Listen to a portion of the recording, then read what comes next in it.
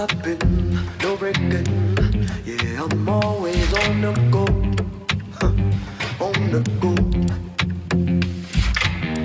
Amazing, trailblazing. I won't let you tell me no, tell me no. See, I was born in the city where the sun don't come round. See, I stay ready when it's heavy and the heartbeats goes down. Accelerate, accelerate, accelerate, accelerate. Oh, never gonna lose again. Accelerate, accelerate. Never gonna lose again. Kingmaker, earthquaker, maybe you should take some notes. Take some notes. Risk taker, chain breaker. I can't let you tell me no. Oh, tell me no. See, I was born in a city where the sun don't come round. See, I stay ready when it's heavy and the heartbeats go down. Accelerate, accelerate, accelerate. Oh, never gonna lose again. Accelerate, accelerate. I'm never gonna lose again. Accelerate. Hey! Alright. Little late, but everything's fine. Everything's fine. Welcome back to... Readjust. Huh? Oh, I said readjust. Forgot my kid did a Zoom call. Oh. Yeah, so welcome back to Canna-Heads ND, Season 2, Episode 3. Your once-a-week podcast for the latest in cannabis, local, and national news every Sunday, starting at around 7:30 p.m., unless OBS likes to crash before you hit the start streaming button. Typically, you go for about an hour to an hour and a half. This episode might be... I don't know. There's a lot of info, so, like, even if it is, like, less than an hour, there's a lot. So, that's good. But my name is Phil. I'm Anthony. And yeah, welcome back to the show, everybody. If you guys like these kinds of long-form podcasty type shows, KRFF, Radio Free Fargo, or RadioFreeFargo.org on Thursdays from 4 to 5 p.m. with Greg Wilson. It's Canna Talk. Usually it's a lot of music at the start, and then at 4:20 he does like news stuff too. And usually, actually almost every single time, it's different news stories than what we cover here. So it's not like a repeat of what you see here over there. So it definitely, like, the reason why I like that is it kind of is more of a blanket. So like my stuff's more like a little bit more in depth, and his is kind of more of the commentary on top of the actual stories. So, and it's never like the same story, so that's kind of cool. He might cover one of the stories that we're going to cover, simply because it's like super interesting. But yeah, hopefully everybody is staying safe and everything like that. And yeah, we can start off with a funny one. Funny for us, really unfortunate slash obvious, but I might just start off with what I have down for my notes as far as the headline. Nebraska sheriff tries to swing dick and fails. So yeah, this one is the Nebraska sheriff, so in Iowa, the county Nebraska, or I don't know which county it is, but the sheriff for Nebraska.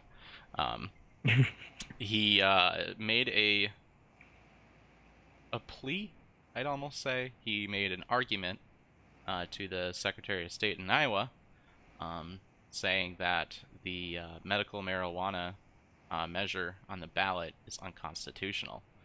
So in Iowa, there's a law that basically says that a measure can't only cover only one issue, or like one aspect of an issue, which is really weird law, but that happened. But he he basically made an argument that it's unconstitutional because in the Constitution is the one issue statute. So he made an argument saying, yeah, no, we can't vote on this because it's just only one issue and that's all we know. But on Wednesday, officials informed the campaign called Nebraskans for Medical Marijuana that they did have enough valid signatures. They had way more than enough signatures, but they needed 121,669, and they got nearly 200,000 signatures. And that was during COVID, after a suspension of signature gathering, and starting back up, they reached that many.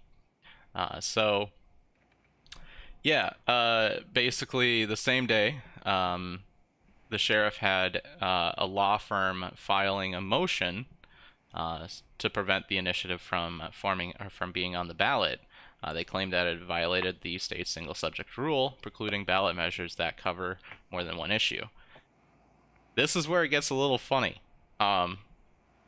When I'm guessing a Nebraskan news organization reached out to the law firm requesting like who the client is. I mean, there's just literally one guy that had this issue that filed this. They refused to say who the client was. So like they didn't even want to like really be transparent, which is a little weird.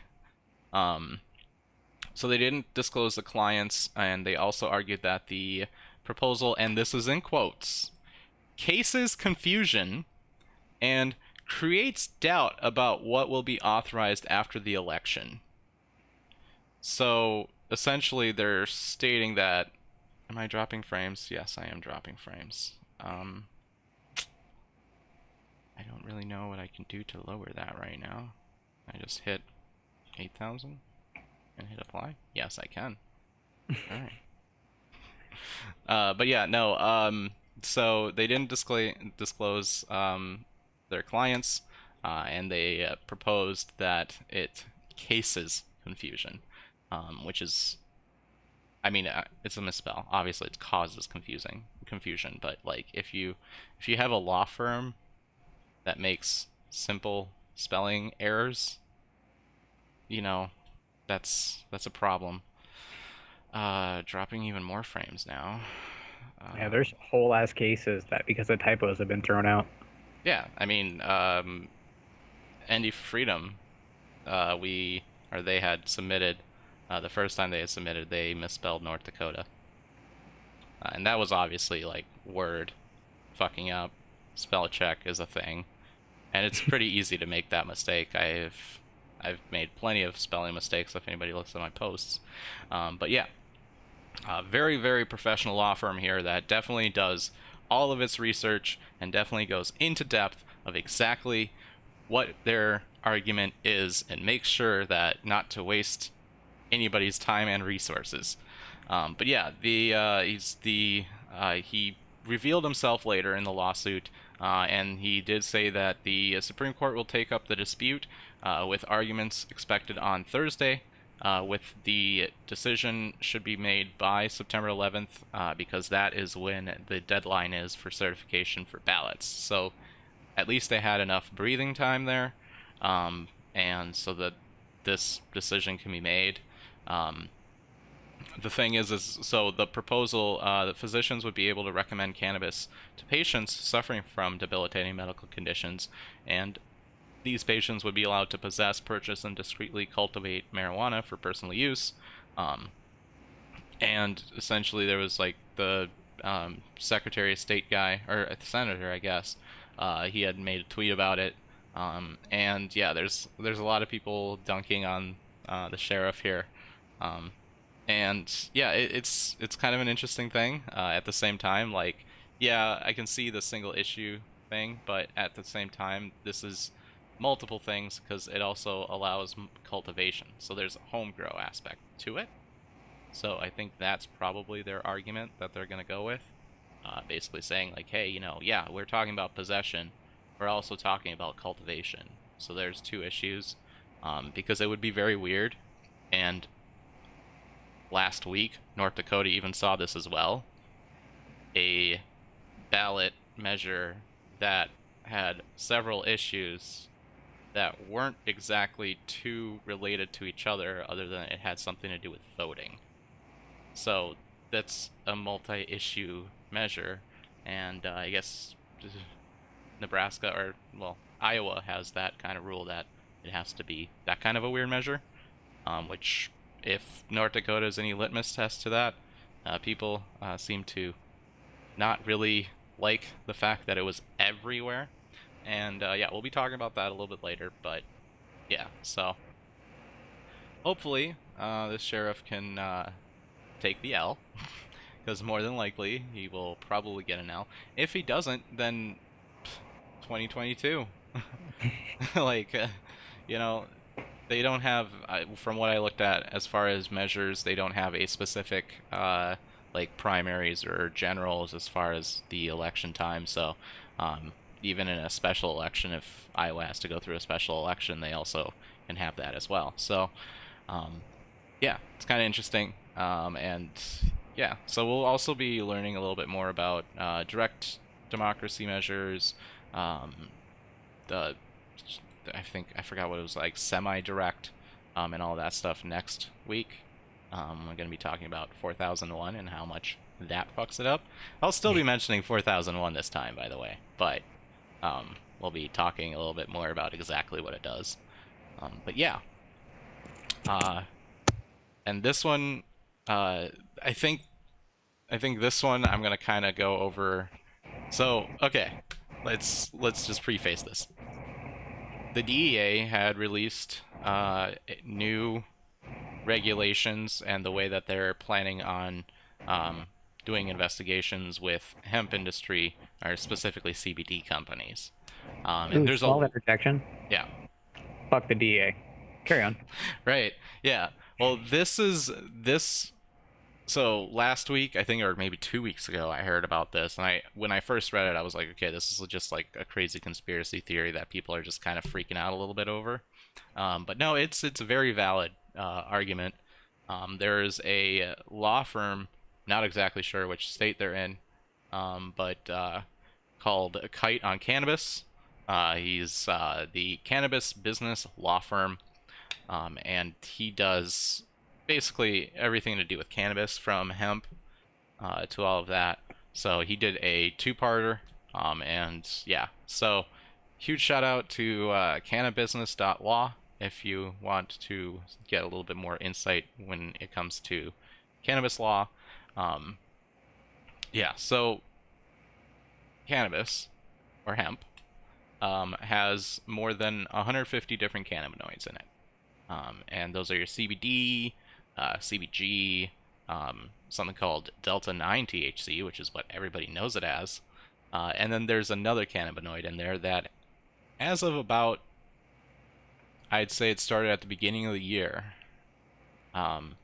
this new novel cannabinoid that people are all raving about. And honestly, I've never tried it, but it totally sounds like down my alley.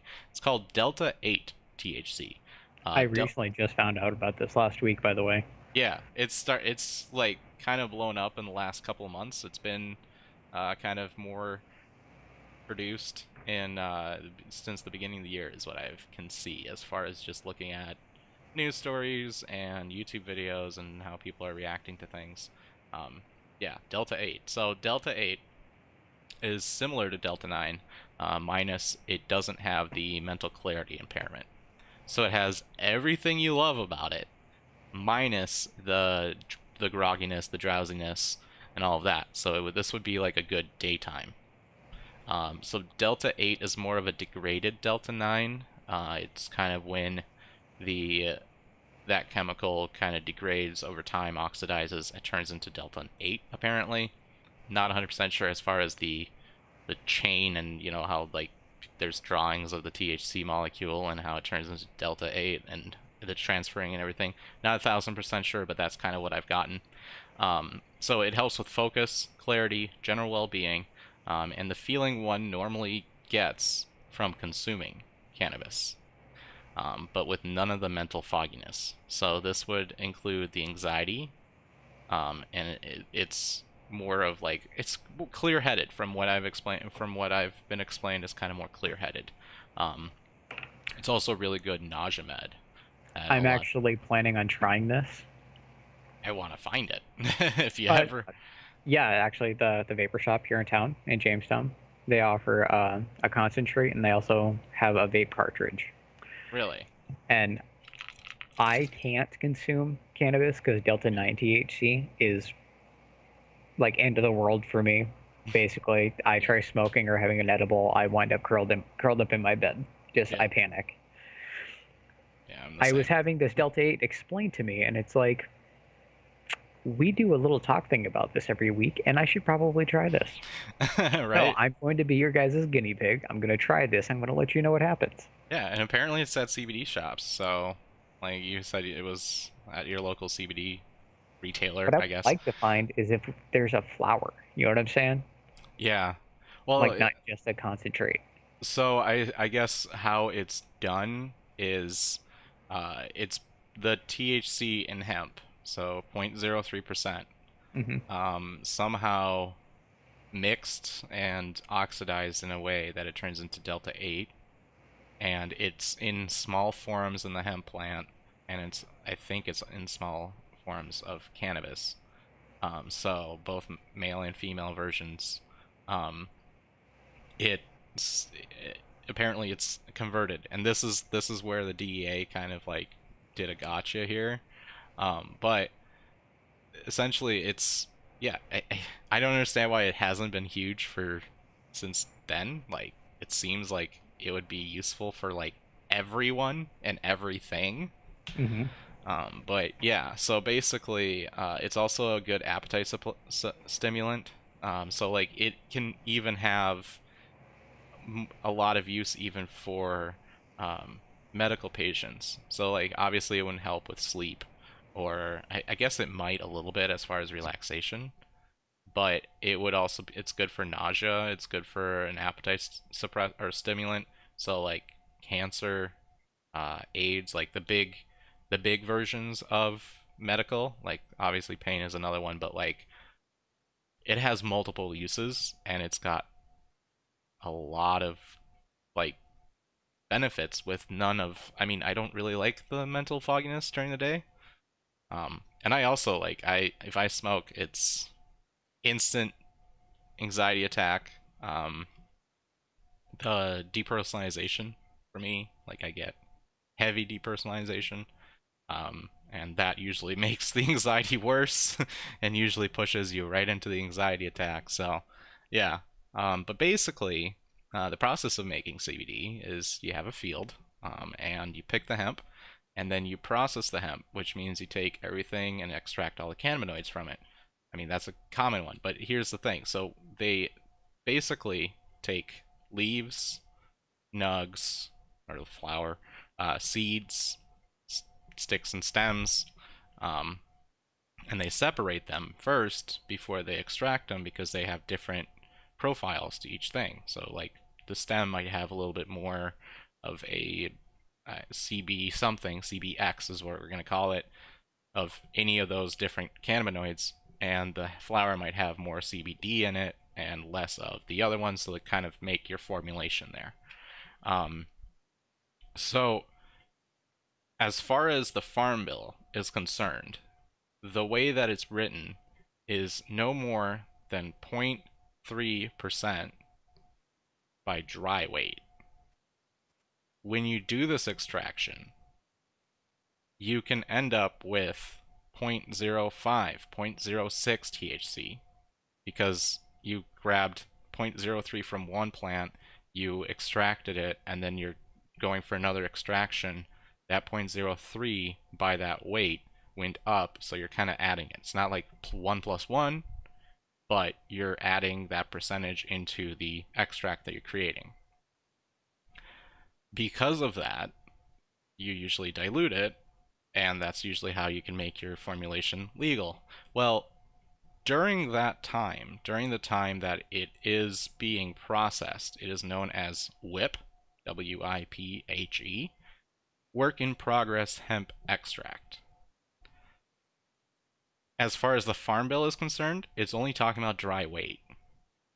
When it comes to the DEA, they take it one step further and basically say that that work in progress hemp has turned into cannabis before, or turned into a controlled substance before it is, like, while it's in transportation.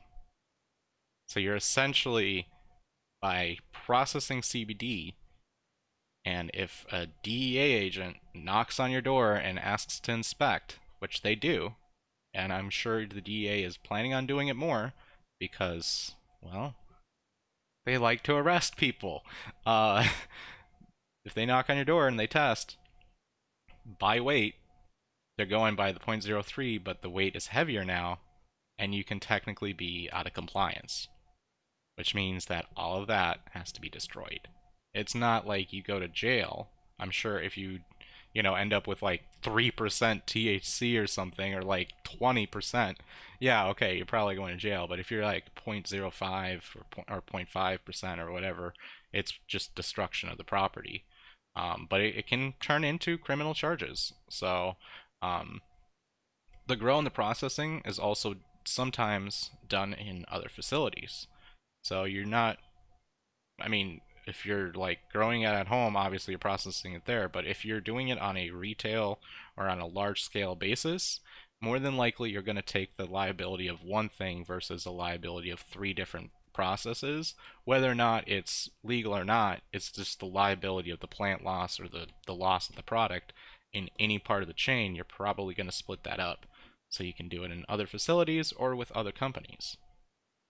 Some people, like smaller farms, will only grow, while others will grow and pick, and then others will do the whole entire process. And surprise, surprise, the ones that do the entire process are usually the bigger companies because they actually know what they're doing and they don't want to fuck up anywhere. So it this rule kind of ends up being for the transportation part of it. But like what we saw in South Dakota, where there was that truck that got pulled over, was charged with controlled substance, like fifth or whatever the South Dakota law for having possession for, it was, I think it was bales of hemp that they got pulled over with, and they got charged as if it was cannabis. I remember because this was like a 3-week long thing where they like literally, after that entire argument is kind of when like South Dakota was just like, we give up. We're just gonna, okay, whatever.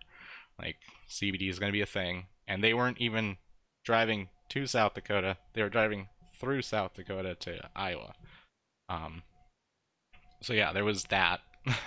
But it is, as far as with the Farm Bill goes, the plant Cannabis sativa L, or any part of that plant, including the stems or the seeds, therefore, and all derivatives, extracts, cannabinoids, isomers, acids, salts, and salts of isomers, whether growing or not, with a delta 9 THC, basically THC, I'm not going to say the full thing because I can't, concentrate of more than 0.03% on a dry weight basis, is when it becomes a controlled substance.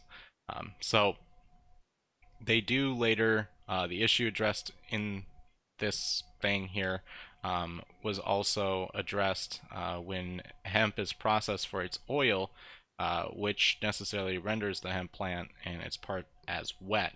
They don't really state what the wet part is. And in the DEA regulation here, which I have up, I forgot I wasn't sharing my screen the entire time. This is a 24-page document that plans to kind of try to give a definition to wet when it's not their job to give definitions to things in laws. So we're talking about dry versus wet, and the DEA is just apparently now deciding to just make a law. Their own arbitrary law that they plan on doing. Now, there's no like, it doesn't have to go back to Senate or House. It should, but it doesn't. It's basically the as far as enforcement goes, if they're all under the same page, I mean, at least we know where the line is. So USDA, FDA, and the DEA kind of have to get on the same page. Um, so it's remained basically the elephant in the room, essentially, that no one really wants to discuss because now we're talking about, okay, at what point somebody's saying, hey, okay, there's this issue, there's this glaring problem. At what point is that just kind of giving the gun to somebody and hoping they don't shoot you? And who ends up making that decision? And why do they get that type of right? So it's kind of like, I don't know, the elephant in the room, essentially. Um, so the general idea is that no one has addressed it publicly, and it never really came out to light. And finally, the DEA said we're gonna put in the fucking spotlight, bright and shiny.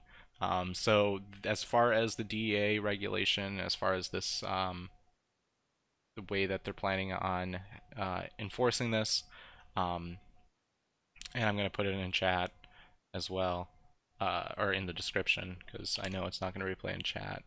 Um, Go to this page. You have until October 20th to make a comment. You can comment and say what your feelings and thoughts are about this.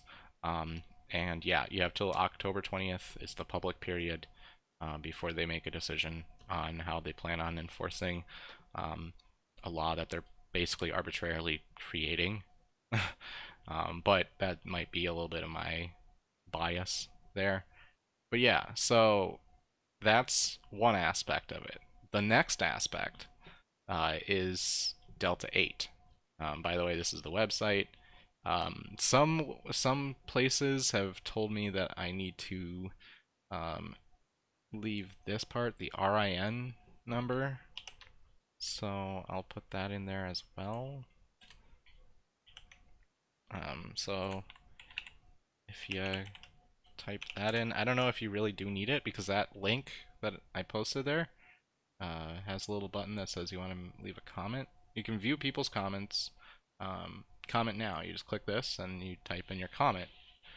But some people have said that you have to type in that number, so there you go. So fill that out if you feel like you want to put your hat in the ring to kind of say, hey, you know, this isn't cool. This is going to hurt us more than it's going to help us. Yeah. So yeah, now the second part of it. And again, huge shout out to cannabisbusiness.law because honestly, I started looking into it. I could not find anything that fully encompasses everything, and it came from Facebook. So, you know, I don't trust everything I read on Facebook. But yeah, so I finally found somebody who kind of did a much deeper dive into it. But Delta 8. So Delta 8 was what we were talking about earlier. It's naturally expressed in the hemp plant and is not a controlled substance. But, however, producing and marketing currently has a unique legal issue.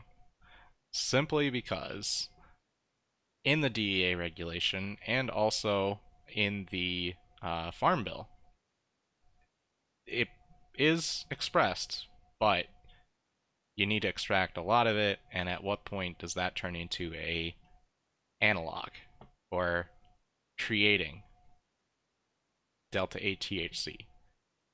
In the Farm Bill Act and the DEA regulation, they explicitly say you cannot produce or convert CBD into Delta 8 THC or into any other cannabinoid, because that would be a synthetic cannabinoid at that point.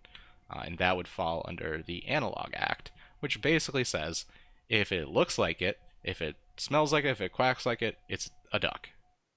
So that was a really fucked up way of explaining that, but basically Delta 8 is derived from CBD. and some other hemp-derived cannabinoids. I think Delta 9 was one of them, but it's basically a degraded Delta 9 from what I've understood it as. And it's usually marketed as a CBD. It's usually added on top of CBD, which is kind of not cool because you're just looking to buy CBD and you end up with this stuff, like you don't know that that's in you. But it's also marketed separately.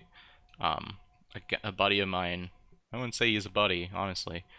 Somebody I follow on Facebook, who is kind of like a wannabe kratom innovator. He's like, you never trust any of his products, but you find everything that he does interesting because that's kind of the way that the market's going. He had a video of Delta 8, and it literally just looks like a clear gel. And that's the extracted form of it, I guess. But the issue is important because most D8 in the market is a derivative of CBD, and you can't really express D8 in significant amounts from just extracting it from the hemp. You have to convert it from CBD. So converting CBD to Delta 8 has been fairly profitable. And the 2018 Farm Bill says does not impact the control status of synthetically derived THC, synthetically derived cannabinoids. Let's go with that. So it would still follow under the Controlled Substance Act, and it would still also fall under the Analog Act. So hemp, by definition, is limited to the materials that are derived from cannabis sativa. So basically, it's the determining factor between is this a controlled substance or not if you're doing the conversion. But at the same time, I mean, it is out there. I want to find some just so I can try it.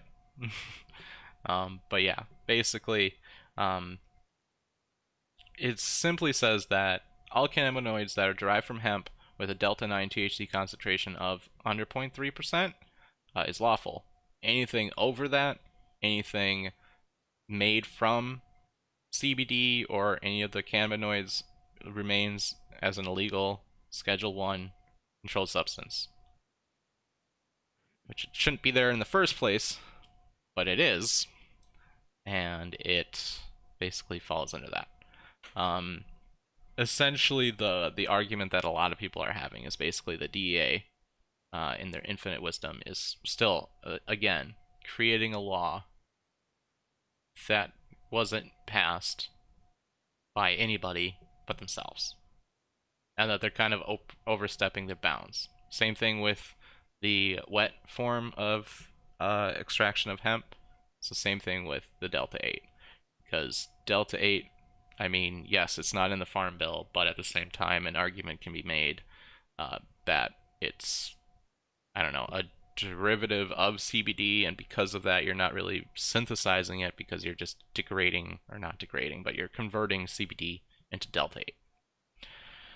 So yeah, that was basically what a lot of people are freaking out about. The first one is kind of more affecting the small farmers, and the second one is kind of affecting the entire CBD industry as a whole. So yeah, I don't know, it's an interesting thing. I definitely would love to try Delta 8 if I could find it around Grand Forks. Like, I don't know if we don't really have like a, I don't know, like Bismarck has like what's it called? They sponsored us too. I forgot the name of the business. If I looked it up on Facebook, I don't want to pull up Facebook right now, but if I looked it up, they're kind of like a dispensary of CBD. Like, they don't sell like medical. They sell like CBD and CBD products and vape products and everything like that. But they totally helped us out, or helped them out, I suppose would be the right terminology. Totally helped them out in getting a lot of signatures. And yeah, so huge shout out to them. I'm sorry I'm blanking on your name, but I really suck with names, especially right now. But yeah, so Delta 8 would be really interesting. If anybody knows anything or has tried Delta 8, comment in comments down below. Totally going the YouTuber route.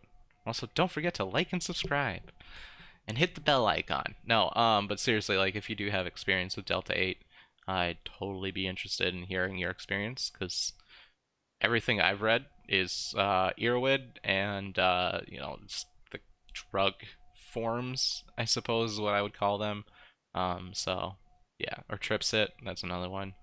That kind of explains people's experiences, but I totally want to hear like first-hand experiences from somebody I, could trust as a person and not some nameless thing on a screen.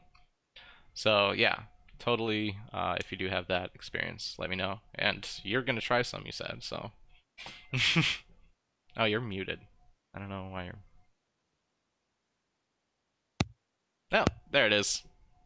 No? Hear me now? Oh, yeah. It's just being quiet for a second. Try again. I don't know what to say. Oh, you're just super quiet. What about now, Phil? There we go. But no, okay. There you go. Your last one went. Okay. But yeah. So yeah, and you say you're gonna try some. So if I can find some, I definitely try some. It sounds like actually the complete answer to my life. If it's as good as it's explained, which it feels like it makes sense, that would be probably a life changer for me. But yeah, I don't know. It's interesting just because like Delta 8 just kind of recently started up, which is a little weird because it's been in hemp for a while. The Farm Bill passed 3 years ago. Yeah, so it's kind of interesting that came out of nowhere like that, but who knows? Maybe they just recently found a way to do it. But yeah. And the next one is total unpopular take of the day. That hear me out before you scream. The MORE Act going on to House floor means absolutely nothing. So the MORE Act, essentially, there was a email that got sent out from James Claiborne to his constituents, I think, or whoever signed up for his mailer. Basically, he said the House will be voting soon on H.R. 3884, which is the Marijuana Opportunity Reinvestment and Expungement Act, MORE, and H.R. 7856, which is a fiscal year 2021 Intelligence Authorization Act. It's a weird place to put that, but all right. During the September work period, the House is expected to consider H.R. 3884, MORE Act. I keep saying the MORE Act over and over, and they're really not saying much at this point. Okay, so the MORE Act decriminalizes marijuana on the federal level, decriminalizes, not legalizes, or recreationalizes, whatever you want to call it, decriminalizes it by removing it from the Controlled Substances Act. This would allow states to legalize, which states have been doing for a very long time now. Behind the curve there, fella. Huh? Said a little behind the curve there, fella. Right, yeah. So, let me boost you because you're quiet. Boosted like a boss.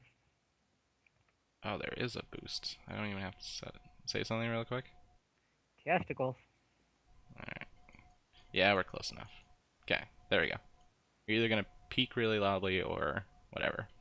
But yeah, so they plan on voting on this in the House, which gonna go off on a very wild guess when I say this. Probably gonna pass the House. Not gonna pass Senate. Probably not. It also will require federal courts to expunge prior marijuana-related convictions and arrests, and authorizes the assessment of a 5% sales tax on marijuana and marijuana products to create an Opportunity Trust Fund. And that Opportunity Fund would be for grant programs administered by the Department of Justice and the Small Business Administration to support individuals who've been, and this is the weirdest wording, and I keep hearing it, and I do not understand what that means, adversely affected by the war on drugs. How about everywhere? Yeah. Are you just gonna like make a list of the cities, counties, whichever level you're trying to go down to, of the ones that got most fucked by it? Is that what you're trying to say, or are you just saying that you're just gonna give every single state, every single county, everything? Because it's been a problem, and the war on drugs. If you're talking about war on drugs, you're talking about all drugs and not cannabis, which is weird. Weird in its own right. Maybe help the people who got fucked by cannabis things first. I mean, it's unpopular opinion, and I was fucked by other drugs, so I was adversely affected by the war on drugs. But how about let's do cannabis, since you're going for cannabis right now. Let's just handle the cannabis part, because that's a big problem. But it's planning to provide assistance to socially and economically disadvantaged small business owners and minimize barriers to marijuana licensing and employment. I don't know how money is going to affect. I mean, okay, it might provide assistance like economically to small business owners that like got fucked. Well, actually, they didn't even get fucked during Corona, but as far as starting up and getting into the business and possibly even growing and everything like that, they might have gotten fucked by there. But I'm not sure how you're going to provide social assistance with money. I'm not 100% sure how you do that. But yeah, basically, and minimize barriers to marijuana licensing and employment. That's got to do with the expungement of convictions. And this is on a federal level. And most people who at least get low level, so we're not talking about like distributors and like black market really, as much as we're talking about patients having access to their medicine and not being in a state to access said medicine. Those are state level crimes, not federally.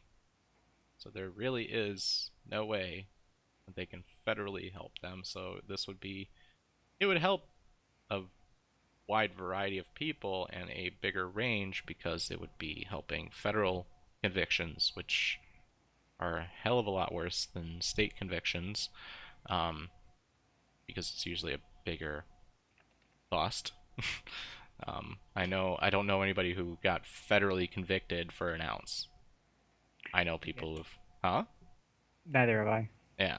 So, yeah, but basically the MORE Act would deschedule cannabis, expunge the records with people with prior marijuana convictions federally, and impose a federal 5% tax on sales. So it's just going to raise the prices of cannabis in your state. Blanket across the thing, which is also going to leak over into the underground for states that have not legalized. I'm not saying I support that. I'm just saying that's what that's going to do. But yeah, it would raise prices of everything. So $20 a gram would turn into, what's 5% of 20? Hey Google, what's 5% of 20? The answer is 1. Really? Okay. Yeah, 5 times 5. Whatever. I mean, it would raise the price by $1 a gram, so I guess that's not too bad. But it would also create a pathway for resentencing those that have been incarcerated for marijuana convictions, which I assume would probably start on a federal level, but a lot of the people who have gotten federal charges have also gotten state level charges. It's usually a double whammy there when they do. And would also protect immigrants from being denied citizenship over cannabis, and provide federal agencies from denying public benefits or security clearances due to its use, which would be very helpful. Section 8 housing, people who end up having to work as a contractor for the government, which is very, very common for a lot of people in a lot of different industries. Hell, even I'm not 1,000% sure because this is just somebody who told me this, but a friend of mine works on the base here. Like in the actual base, you need security clearance to actually have like a store there. I'm not 100% sure. Like she had like, I think it was a Subway. But yeah, so she was like a Subway manager and she needed clearance, I guess. And that was like a general thing, like, hey, we're just gonna make sure that you don't have to get carded whenever you go onto the base. Just kind of like you have the right to, basically. But again, and this is kind of where it goes downhill from here. The House may approve it, more than likely will approve the bill, but when it goes to the Republican-controlled Senate, would probably die there. Majority Leader Mitch McConnell has also strongly advocated for hemp, but as far as marijuana reform on a broader range, not so much. He's pretty much remained against it. GovTrack.us says the Senate bill has a 2% chance. Actually, no, they both have 2% because this is based on the entire process. So they have a 2% chance of basically this becoming a reality, passing both House and Senate. And Scopus does base it on a lot of things. There's a companion bill, that's the Senate version of the bill, but there are also 3 related bills in Congress, States Safe, and I don't know what the other one is. And the primary subject is crime and law enforcement, so that usually lowers your chances a little bit. But yeah, the House floor vote will put our federal lawmakers on record, is what the I should have put this at the beginning. Normal Deputy Director Paul, I'm not even going to try to say your last name, the Deputy Director of Normal, he had said that a floor vote will put our federal lawmakers on the record, and we will know who stands with the majority of Americans in supporting an end to the failed federal policy of marijuana prohibition. Yes, I agree with you there. As far as figuring out where federal lawmakers stand, if you didn't know, then something wrong there. They will also know which congressman to not vote for, I guess. And the quote goes on to say, "We will know in Congress wishes to continue to threaten the freedom and liberty of the millions of Americans who reside in states that have enacted common sense alternatives to cannabis criminalization." Yes, it would make states have easier ability to pass laws. Currently, it's not really enforced like that, but it technically, when it comes to the banking laws, like SAFE and states and the way that that's been going, that's the biggest barrier there. That's the biggest hurdle, is federally it's illegal, and your money in a bank, well, in order to be a bank, you have to federally insure the money that you have with your bank, if you're the bank, with the federal government. So that allows the federal government to be like, we know this dollar, say it's a very small bank, we know this dollar came from a cannabis business, we're not going to insure it because it's illegal money. It would also kind of allow for people to have more freedom when it comes to depositing money and the way that they, I mean, nobody like money launders, but a argument can be made for some people to being looked at by the what's it called, the money laundering sheet that you have to fill out when you deposit something more than $10,000. You have to fill out a form saying, hey, this is where I got the money. If you wrote cannabis on it, it's not going to be, I'm not 100% sure what they do, but I'm sure that they probably say, like, you should say, like, medicinal, not just cannabis. But yeah, I'm not 100% sure what that process is like, but this would make that easier. It would make everybody's lives so much easier on a federal level. And federal level, there's states that, obviously go further than the federal level with the way that they legalize. But this would just kind of set at least like a statute of exactly what their legalization looks like, or their decriminalization looks like, that other states can actually start enacting for states that haven't, and can build on top of for states to do medicinal or recreational, either one. So yeah, this would be a good thing to have happen, but it's not going to happen, and I'm sorry to say that. And here's where we talk about how. So this is just a preface. I'm not Democrat or Republican. I'm not, I kind of, I don't have a specific stance, is what I'm trying to say.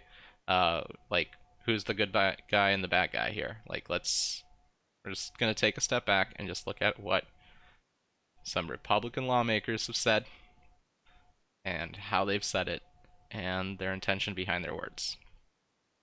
So the RNC, there was a question regarding the stance by the entire Republican Party. The National Committee, RNC, basically, you had the RNC last week, so this is kind of a digestion of that. He basically said, I don't really address policy issues like medical marijuana. That's left up to the states, and there's going to be variances between states, and that's not something that the RNC puts forward as a policy. That's a legislative issue. So that basically says that, hey, this MORE Act isn't exactly something that I feel like we should be doing. It's basically like, that's kind of the walk away there. Chelsea, or I don't even know how to say this person's name. Cassie, I want to say, or I don't know, Cissie, Graham Lynch, which is the godfather of Billy Graham, delivered a speech focusing on religious freedom. During that appearance at the convention, she argued that the health crisis revealed democratic priorities. And this one was kind of like, are you fucking kidding me? Did you really just fucking say that?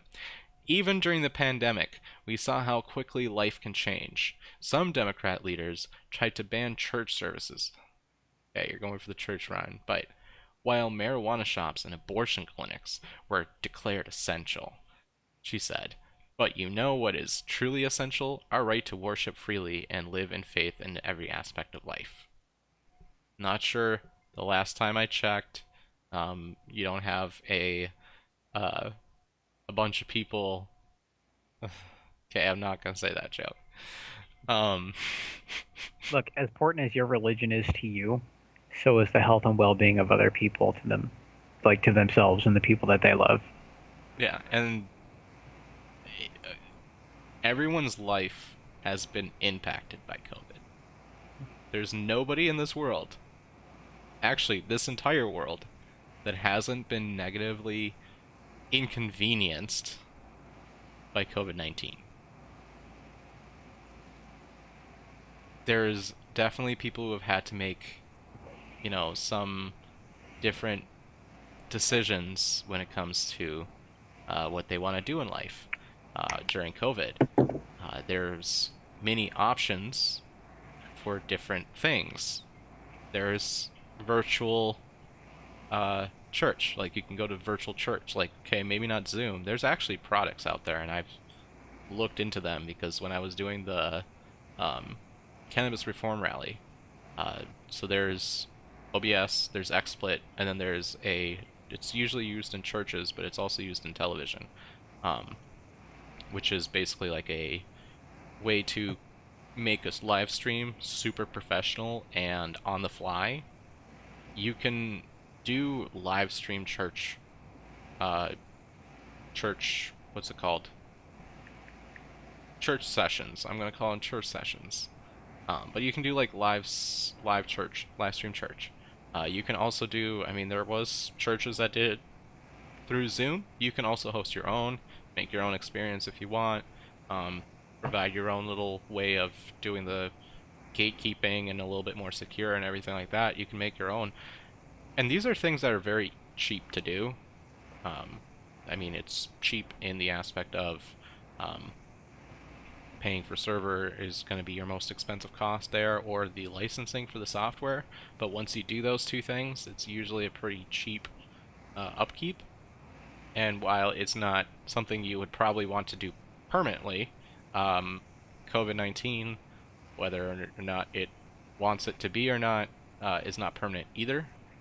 But last I checked, there was no possible way to virtually purchase cannabis. There's delivery services and everything like that. That's not legal in a lot of states.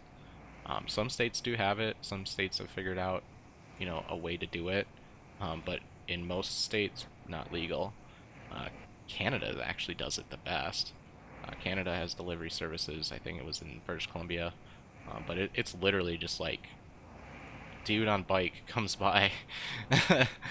Whereas like in California, I know a guy that he got into it because he was like sick and like he couldn't leave his house type thing. Like this was like 10 years ago, but he was basically he calls up this person, like the company. They give him a menu, he goes through it, he orders what he wants, he pays by credit card, and then they come and drop it off. And that's usually like a once a week type of thing.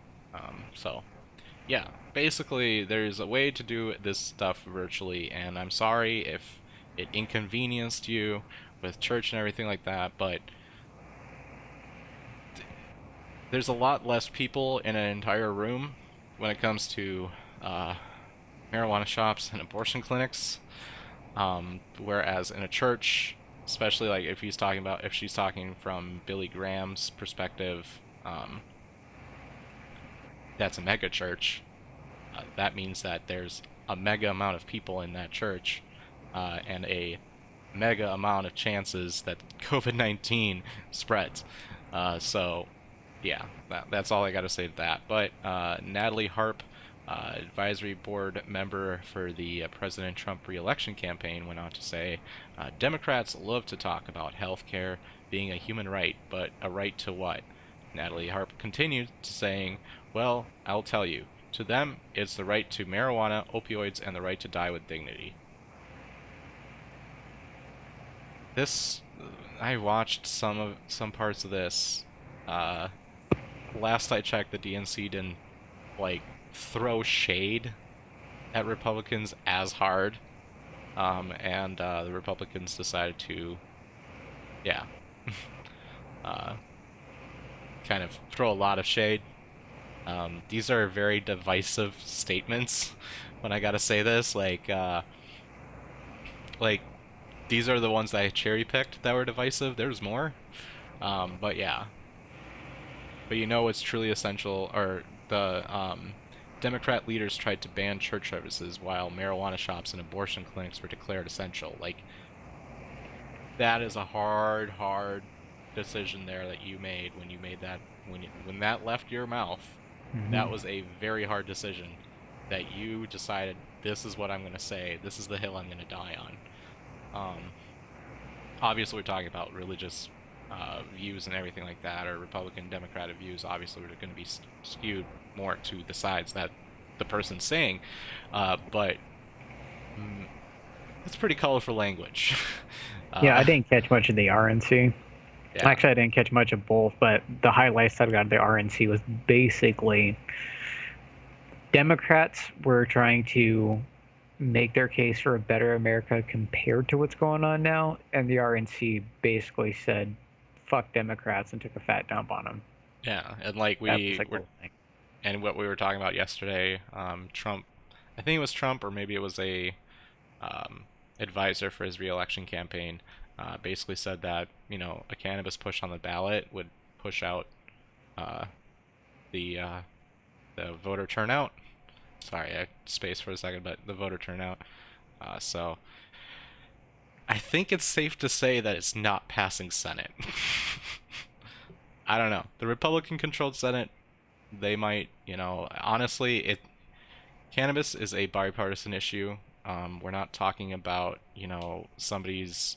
First of all, we're talking about somebody's right to do something to themselves that they decide to do, and no, it doesn't really hurt anybody. Second of all, by legalizing it or by recreationalizing it, you're eliminating the risk factors of it being illegal,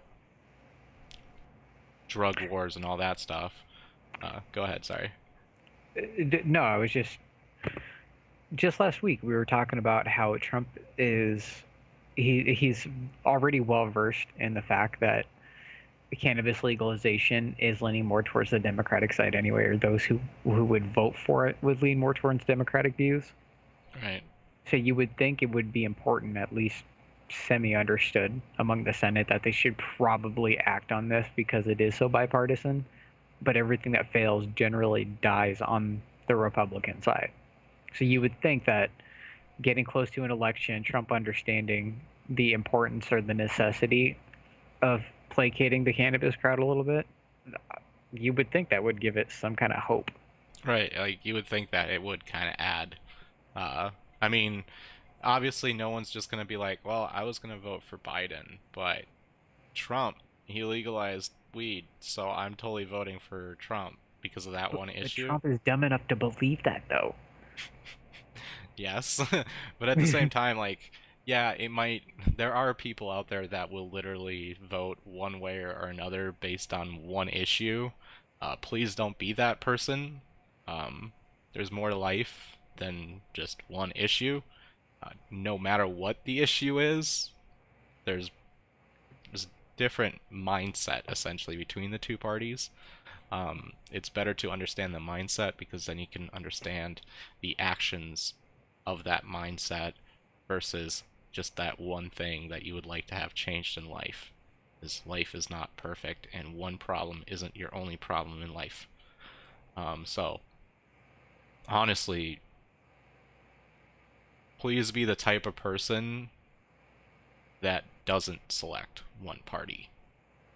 Just listen to people's views and interpret them, because I can guarantee you during the Bush election, if anything he said was the same as Trump, that would have been political suicide. 2016 is when politics hit a completely new level of toxicity on both sides. It was the most divisive. I remember, I think I might have said this before, I remember watching the election results and watching that stuff live, and I swear to God, and I don't understand why. I think it was MSNBC, because I think that was the only live streaming one on YouTube. Basically came out, a reporter, I don't know who, came out and said, we're going to be in a world war by the end of his election. That, like, he went on and it was like doomsday. Like, straight up freaking out on air doomsday shit. Like, yes, it was divisive for a lot of people, but oh my God, we're not gonna like end up in a world war in 4 years. We could. There's a very big possibility that it could have happened, but there was more chance that it wasn't gonna happen like that. Yeah. I mean, we've gotten close. And that's the thing, like you're saying this, and back of my head, I'm just like, is it really that far-fetched? King Jong-un and all that stuff. Well, I think they said that he was, he didn't pass away, but he was in a coma, and his, sister, I want to say, was taking over, and kind of had a different view. Yeah, well, I don't know. I think that turned out to be fake. Oh. Really? That Yeah. dude's been in a coma, like, 6 times this last year. The dude just takes naps that are just a little too long, and they probably think that he's, like, in a coma. Like, yeah, it was. Is it? Yeah, you should double check if that's true or not. Like, maybe he snapped out of his coma and he's still. Because I think we would have heard, like, hey, like, King Jong-un is, like, not gonna blow us up. It might be somebody else. While there's little evidence to claim he is dying, analysts say that his younger sister is undoubtedly becoming more influential with the regime. So they might do, unfit to serve type of thing. I mean, there's really nobody that would make that decision. It would only be him. Mm-hmm. There's really no... Whatever he says goes, is essentially what I'm trying to say. But yeah, I don't know, like, when it comes to the election this year, I'm sure I'm not the only one, but if you've ever seen South Park, it's literally between a giant douche and a shit wow, Shit sandwich. and a shit sandwich. Like, straight up. And it's been like this for a while. My opinion, 2016 was pretty bad too. Not the biggest Hillary Clinton fan in the entire world, nor was I a Trump. Unfortunately, I couldn't vote at the time. But yeah, I kind of was more happy that I couldn't, simply because I don't. Could I just write myself in and just waste my vote? Would I be a piece of shit human if I wanted to do that? But Well, as I said, Joe Jurgensen is one. If you, I don't know. That's this is the thing that I wanted to touch on that I said last week was nobody wants to hear it. You get closer to an election, and it's like it breaks down to the raw reality of it's going to be one or the other. Okay. The idea of a protest vote is a wasted vote. right. And I can't tell you how to vote, but I can tell you that while I personally would want to see Dr. Jorgensen, I'm siding with Biden. Yeah. Simply By the way, because election is in 65 days. 2 months, kids.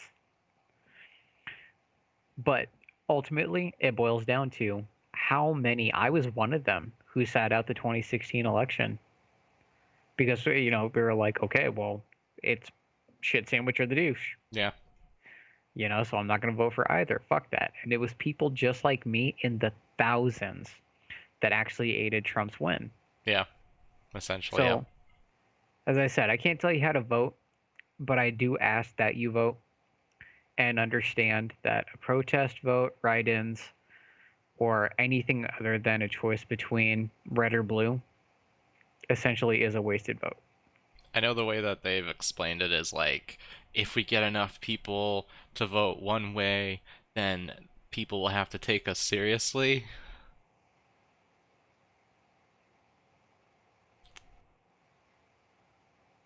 No.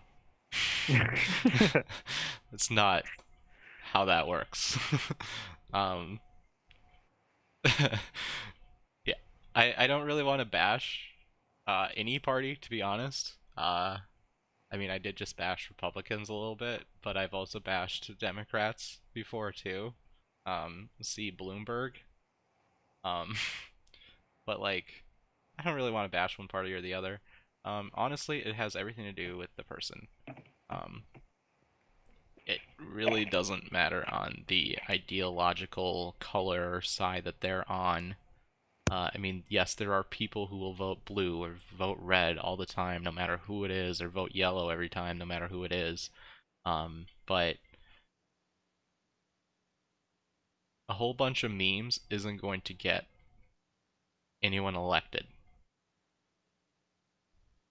Running around posting memes on Facebook isn't going to get anyone in office, in any office. Mm-hmm. Can't get even a mayor's race to win by just memes. So No, I got plenty of them though. yeah, I know. There's whole pages. There's like so many pages Like, I have that's a what I'm Trump saying. link in the album. I'm also talking about Joe Jorgensen. There's pages on pages of just memes. Like, look, Bloomberg didn't win, okay? And every single word that you ever said was probably sponsored by Bloomberg. Everybody. Every video you watched was probably fucking sponsored by Bloomberg at least one time in their lives. That dude literally sponsored anything that moved. It was everywhere. And there were memes and all of that stuff, and what was it? I think it was the secondary, or no, it was like during the debates that he dropped out, right? I believe so. And like the thing is that wording was essentially like, hey, uh, I have the biggest chance of winning against Trump. I have more money than Trump. So I am going to throw more money, and more money equals more votes. Which, if that won, if that actually happened, would be a much bigger loss and more telling of society than Trump getting reelected. Because that would essentially mean Elon Musk can run and win. All he has to do is throw $10 billion into the air and say, here, grab it. And that would get him a win. Like, that's not good. No. Yeah, I don't know. It's just gotten way more toxic. That's all I gotta say about it. Like, yeah. So, just listen to people's issues. Honestly, if you like Trump's view more, vote Trump. If you like Biden's view more, vote Biden. Don't even think of Democrat or Republican colors. Just literally sit down and read and see what they're about, what they have done, how they've acted, and make your vote that way. Because that's going to Simply be... put, educated decisions. Yeah, and those are actually... Educated voters are usually the ones that most politicians are afraid of. Because anybody can hear something on the street and be like, oh, that's true. Okay, fuck that person, I'm voting the other way. Those are the easiest to win. The ones that have watched shit happen on both sides, even with VPs as well. Yeah, like, I don't know why a lot of people don't talk about Pence's really weird stances that he's taken. He had a radio show at one point, and I think people should probably look into that, because that was weird. Yeah. If you guys also like political news, obviously I don't think anybody likes it so much in that they want humor, but some more news. Check him out. He's awesome. Cody Johnston, I think is his name. But it's like a production company and everything. It's super hot, super awesome. But this one is going to be, since we got into a more of a ranty situation here. The open rants are going to be a lot easier. So there was a measure in North Dakota. Why is my mouse like lagging up? All right. North Dakota voters first. Oh shit. That's not what I wanted to have up. Sorry. At least it was just a story submission, but yeah. Yes on 3. North Dakota voters first. They last week, I think it was on Wednesday, were defeated in Supreme Court, and they had a unanimous decision stating that they did not collect signatures in the correct fashion and were lying about what the measure was. This is their Facebook page. These are their latest posts. Their last post was on August 19th. And talking about their group, throwing out some news stories, and they were also, and this is the thing that I found odd. Oh god, how do I get to this again? I just want to see your ads. I hate how Facebook like does this. Okay, about, see all. No, page Wait, transparency. go back. Yep. Yeah. It's so weird how they put that there. Ad library. Alright. So these ads, yeah, they were running some of their like stories and everything like that. But they were also running their website. And their website always has a hard sell of money. So a bunch of people saw this. They were all very interested. Saw so many people calling them out the entire time of being like out of state money. They lied to me. This is not about the military. This had like a lot of things, and you only explained one thing, and your main objective with the yes on 3 and everything like that was, at the time, a lot of military members, a lot of basically they steal your vote type of arguments, and the way that they like were trying to get people to go viral and everything like that. Yeah, so they got called out a lot, and it's weird because you never saw the page ever respond, but you saw people stand up for the page, and they had very weird wording at the same time. My personal opinion, and this is opinion, not proven, they were hiring a lot of people and they had canned responses, is what I think. Because they always had the same wording to their thing was, you know, I don't understand what you're trying to say. I read the whole entire thing, and it didn't say anything like that here. Please tell me more type of stuff. It was like very similar wording. Anyway, there was a group that got created. Jeez, I thought I had this loaded up. North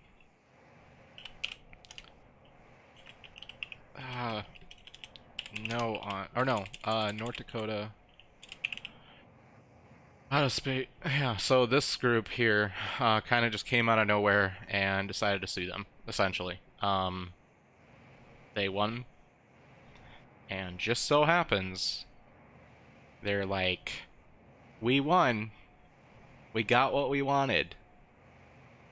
Now join us. And yeah, so this is their website in all of its glory. Coming soon. Everything coming soon.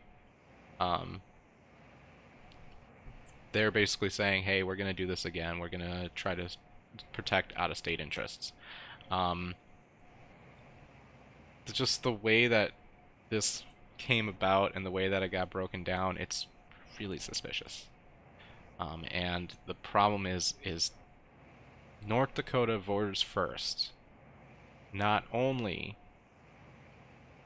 fucked up, it's, you can say that, but they also pushed Measure 2 after that. So essentially, your one fuck up is going to ruin everybody else's measures, everybody else's political action committees. You've basically fucked everyone. And you don't even have the fucking decency to even fucking say that you're no longer on the ballot. Not even say sorry to the different measures or the different political action committees that are trying to change North Dakota, but you're also directly fucking over the ones that are trying to do constitutional petitions, because Measure 2 is the constitutional petitions. So yeah, I'm going to go into this a lot more next week, but yeah, stay tuned for that. Yeah, SB 4001, that's next week. So yeah, that's all we have. If you guys like this video, make sure to share it. Check us out on YouTube, which is the channel that you're watching this on, Canna Talk ND. If you would like more newsy type shows, ND for Freedom, or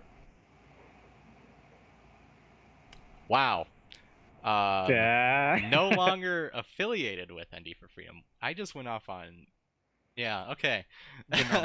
It was about to happen. It was bound time to happen. But yeah, if you guys like these types of shows, KRFF Radio Free Fargo 95.9, and it's radiofreefargo.org is what I meant to say, not the website that, yeah, no longer exists. But yeah, if you like this show, make sure to check out Canna Talk ND with Wilson on this YouTube channel, or subscribe on any podcasting platform you ever have. Apple, Spotify, all those. So it's all there. Usually the podcasts are up the same night, and sometimes even a couple hours later, because we've got this down now. And the episode on YouTube will be up the next day. And also, I worked on this today. There's going to be a cool new layout thing that we're going to do for the podcast, so stay tuned for that. Not to mention we have this shiny new logo. This shiny logo will be animated. So yeah, keep an eye out for that. But my name is Phil. I'm Anthony. And yeah, this has been Canna-Heads. So we'll see you guys next week at 7:30 p.m. Hopefully OBS doesn't crash on that. So yeah, bye.